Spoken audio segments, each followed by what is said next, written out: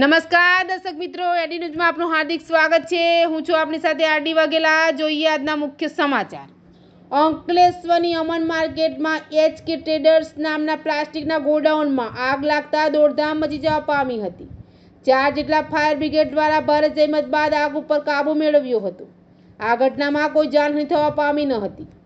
અંકલેશ્વર પાસેના નેશનલ હાઈવેની બાજુમાં આવેલ અમન સ્કેપ માર્કેટમાં એચકે ટ્રેડર્સ નામના પ્લાસ્ટિકના ગોડાઉનમાં કોઈ અગમ્ય કારણોસર આગ ફાટી નીકળતા નાસભાત મચી જવા પામી હતી। પ્લાસ્ટિકનો વેસ્ટ જથ્થો હોવાના કારણે આગ વધુ વિકરાળ બનતા 5 કિલોમીટર સુધી આગના કાળા ધુમાડા દેખાયા હતા। આગની જાણ થતાં જ અંકલેશ્વર ડીપીએમસી ફાયર વિભાગના 4 જેટલા ફાયર બ્રિગેડ સાથે ફાઇટરો દોડી આવ્યા હતા અને પાણીનો છંટકાવ કરી ભારે જહેમત બાદ આગ ઉપર કાબૂ મેળવ્યો હતો। આ ઘટનાના પગલે બી ડિવિઝન પોલીસનો કાફલો ઘટના સ્થળે દોડી આવ્યો હતો। આ આગની ઘટનામાં કોઈ જાનહાનિ થવા પામી ન હતી। એડીન્યૂઝ સાથે રિપોર્ટ જયેશ પ્રજાપતિ, અંકલેશ્વર।